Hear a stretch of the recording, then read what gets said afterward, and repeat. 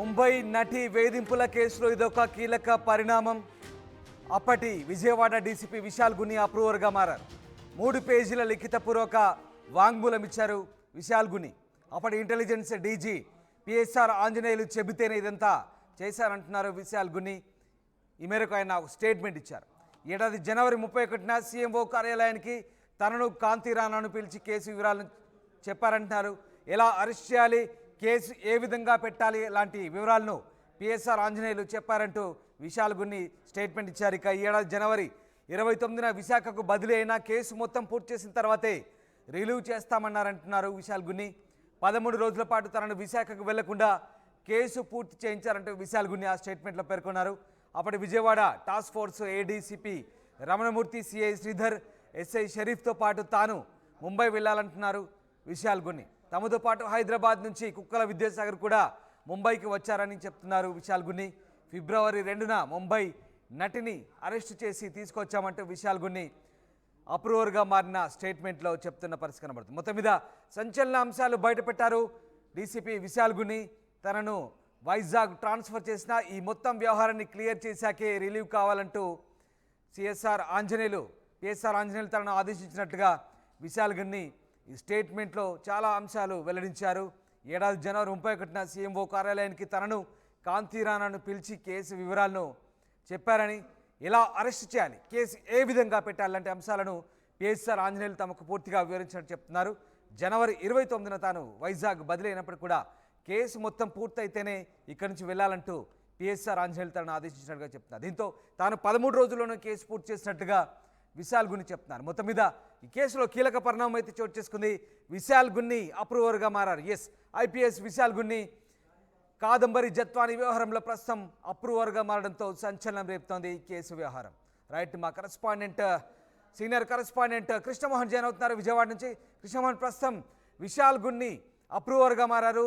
కాదంబరి జత్వాని వ్యవహారంలో ఇదొక సంచలనంగా చెప్పొచ్చు. ఏం జరిగింది, అప్రూవర్గా మారిన తర్వాత ఆయన ఎలాంటి స్టేట్మెంట్స్ ఇచ్చారు, స్టేట్మెంట్ వివరాలేంటి? ఎస్ రామ్దాస్, సినీ నటి కేసు ఏదైతే ముంబై నటి సినీ నటి కేసు ఉందో, కేసులో రోజుకో కొత్త మలుపు తిరుగుతున్న పరిస్థితి. ఇటీవల కాలంలో ఒకరోజు గతంలో సిపికి కన్వర్షన్ లెటరు తర్వాత తాను ఏం జరిగింది, ఏ విధంగా తనను అరెస్ట్ చేశారని చెప్పి సిపికి కంప్లైంట్ ఇచ్చిన తర్వాత దానికి ఒక స్పెషల్ ఆప్షన్ కూడా ఇన్వెస్టిగేషన్ ఆఫీసర్గా వేసిన నేపథ్యం కూడా మనం చూసాం. అయితే దాని తర్వాత ఆమె నేరుగా ఇబ్రహీంపట్నానికి దాదాపుగా 10 రోజుల తర్వాత ఇబ్రహీంపట్నానికి చేరుకుని ఇబ్రహీంపట్నం పిఎస్లో అక్కడ పోలీసు అధికారుల మీద కంప్లైంట్ చేసింది. కానీ ఆ పోలీసుల అధికారుల మీద ఇచ్చిన కంప్లైంట్లో ఎక్కడ కూడా ఇతర పార్టీలకు సంబంధించిన, తర్వాత ఢిల్లీకి సంబంధించిన కొన్ని కంపెనీలకు సంబంధించిన వ్యవహారం ఎక్కడ కూడా ఆమె నమోదు చేయలేదు. అయితే ఇప్పుడు ఈ కేసుకు సంబంధించిన వ్యవహారంలో ఇప్పుడు ఆరోపణలు ఎదుర్కొంటున్న ముగ్గురు ఐపీఎస్ అధికారుల్లో ఒకరు విశాల్ గుని, తర్వాత కాంతిరాణ్ టాటా, పిఎస్ఆర్ ఆంజనేయులు, తర్వాత కాంతిరాణ్ టాటా, తర్వాత ఎవరైతే కాంతిరాణి టాటాతో పాటు విశాల్ గుని ఉన్నారు. వీళ్ళ ముగ్గురు ఐపీఎస్ అధికారులకు సంబంధించిన వ్యవహారం మీద కొంత చర్చ అయితే జరిగింది. గడిచిన 3 రోజుల ముందు కూడా వీళ్ళ ముగ్గురిని కూడా సస్పెన్షన్ చేస్తూ ప్రభుత్వం ఒక నిర్ణయం అయితే తీసుకుంది. దీనికంటే ముందే విశాల్ గుని అప్రూవల్గా మారిన పరిస్థితి అయితే ఉంది. విశాల్ గుని 3 రోజుల ముందు 3 పేజీల లేఖని ప్రభుత్వానికి అందజేశారు. ఇక్కడ జరిగిన వ్యవహారంలో తన రోల్ ఏ విధంగా ఉంది, తాను ఎందుకు ముంబైకి వెళ్లాల్సిన పరిస్థితి ఉంది, ముంబైతో పాటు ఇతర అధికారులను సిఐని, ఏసీడీసీపీని, తర్వాత ఎస్ఐ షరీఫ్ని వీళ్ళందరినీ ఎందుకు తీసుకువెళ్లాల్సి వచ్చింది, ఎవరు ఆదేశాల మేరకు వెళ్ళారు, ఆ విషయాన్ని పూర్తిగా కూడా తన లేఖలో రాశారు. దాంట్లో చాలా క్లియర్గా పిఎస్ఆర్ ఆంజనేయులు పేరు ప్రస్తావన చేస్తూ ఆయన సీఎంఓకి జనవరి 31వ తేదీన పిలిపించారు. మమ్మల్ని అందరినీ పిలిపించి ఈ జట్వానీ కేసుని ఏ విధంగా డీల్ చేయాలి, ఏ విధంగా ఆమెని అదుపులో తీసుకోవాలనే అంశం మీద తీసుకొని వచ్చారు. దీంతో విద్యాసాగర్ మీకు సహకరిస్తారని చెప్పారు. అందుకే ముందుగానే వీళ్ళిద్దరూ అంటే ఏసీడీసీపీ, సిఐ, తర్వాత ఎస్ఐ వీళ్ళు ముగ్గురు కూడా విజయవాడ నుంచి బాంబే ఫ్లైట్ ఎక్కారు.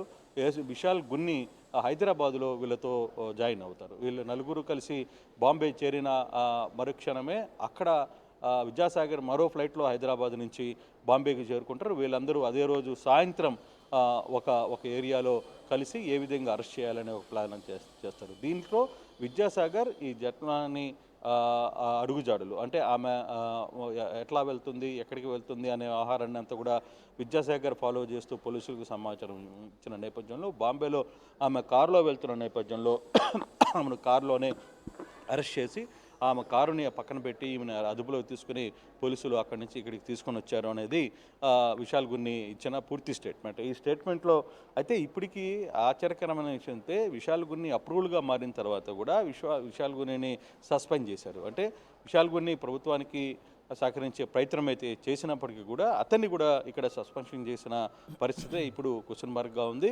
అంటే విశాల్ గున్నితో ముందుగానే అంటే ఈ సస్పెన్షన్ కంటే ముందుగానే విశాల్ గున్ని అప్రూవల్గా మారడం, అప్రూవల్గా ఇచ్చిన స్టేట్మెంట్ని వాళ్ళ చేతిలో ఉంచుకున్న తర్వాత ప్రభుత్వం చేత అధికారులు ఉంచుకున్న తర్వాత వీళ్ళు ముగ్గురిని సస్పెన్షన్ చేశారు అనేది చాలా క్లియర్గా అర్థమవుతుంది. అయితే ఈ వ్యవహారంలో చాలా క్లారిటీగా ఎక్కడ ఎవరిని అదుపులోకి వెళ్ళాలి, ఎవరెవరు బాంబేకి వెళ్ళాలి, ఎక్కడ ఆమెను అదుపులోకి తీసుకోవాలి, ఏ విధంగా ఆమెను మళ్ళీ ఇక్కడికి తీసుకురావాలి, ఎటువంటి కేసులు పెట్టాలి, ఈ అంశాలన్నింటినీ కూడా పిఎస్ఆర్ ఆంజనేయులే కథ ముందు నుంచి దగ్గరుండి ఈ కథ అంతా వ్యవహారాన్ని నడిపారు అనేది ఇక్కడ పూర్తిగా కూడా వ్యవహారం. అయితే ఈ కేసులో మొత్తానికి మీద జిందాల్ సంస్థకు సంబంధించిన వ్యవహారం ఏదైతే నడుస్తుందో, బాంబేకి సంబంధించిన ఢిల్లీలో సంబంధించిన వ్యవహారం, ఈ అమ్మాయికి వాళ్ళ కుటుంబ సభ్యులకి మధ్య జరుగుతున్న జిందాల్కి సంబంధించిన వ్యవహారంలో ఈ కథ అంతా నడిచింది అనేది ఇప్పుడు తెర మీదకి వస్తుంది. మరి జిందాల్ సంబంధించిన వాళ్ళ వ్యవహారంలో ఇప్పుడు ముందుకు వస్తుందా లేదా అనే అంశాలను కూడా ఇప్పుడు ఏ విధంగా ముందుకు తీసుకువెళ్తారో, ఆ కేసుని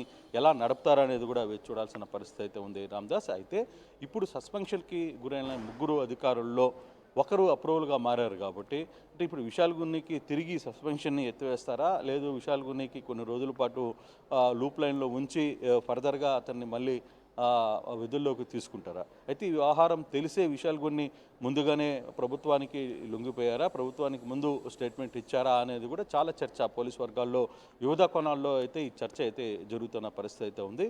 అయితే ఈ ఇష్యూని ఇప్పటి వరకు వ్యవహారం అంతా కూడా పిఎస్ఆర్ ఆంజనేయులు చుట్టూ తిరుగుతున్న నేపథ్యంలో మరి ఈ కథ ఇంతటితో ముగుస్తుందా, లేదు ఇంకా ముందుకు వెళ్ళే పరిస్థితి ఉంది. ఇప్పటికే ఏసీపీ రమణమూర్తిని, తర్వాత షరీఫ్ని, ఇతర సిఐని ముగ్గురిని కూడా సస్పెన్షన్ చేసిన నేపథ్యం ఉంది ఫస్ట్. తర్వాత వీళ్ళ ముగ్గురిని కూడా ఐపీఎస్ అధికారుల ముగ్గురిని కూడా సస్పెన్షన్ చేసిన నేపథ్యంలో ఈ వ్యవహారం మరింత ముందుకు ఏ విధంగా వెళ్ళబోతుంది, ఇది ఇంతటితో ఆగుతుందా, లేదు పొలిటికల్గా కూడా టర్న్ తీసుకునే ప్రయత్నం జరుగుతుందా, అసలు సూత్రధారులు ఎవరు, దీని వెనకాల కథ నడిపించింది ఎవరు అనే అంశాలని తెర మీదకి వచ్చే పరిస్థితులు ఉంటాయని కూడా చూడాల్సిన పరిస్థితి అయితే కనపడుతుంది Ramdas. Right, yes, thank you Krishnamohan, thanks for the update. మొత్తం మీద విశాల్ గున్ని అప్రూవర్గా మారారు. 3 పేజీల లిఖితపూర్వక వాంగ్మూలం ఇచ్చారు. అప్పటి ఇంటెలిజెన్స్ డీజీ పిఎస్ఆర్ ఆంజనేయులు చెప్తేనే ఇదంతా చేశామంటున్నారు విశాల్ గున్ని. ఈ రకంగా ఆయన స్టేట్మెంట్ ఇచ్చారు. ప్రస్తుతం ఆయన స్టేట్మెంట్ ఆధారంగా పోలీసులు దర్యాప్తును వేగవంతం చేస్తున్నారు. ఏడాది జనవరి 31న సీఎంఓ కార్యాలయానికి తనను కాంతి రాణాను పిలిచి కేసు వివరాలను అడిగారని, ఎలా అరెస్ట్ చేయాలి, కేసు ఏ విధంగా పెట్టాలంటే అంశాలను పిఎస్ఆర్ ఆంజనేయులు వివరించారంటున్నారు.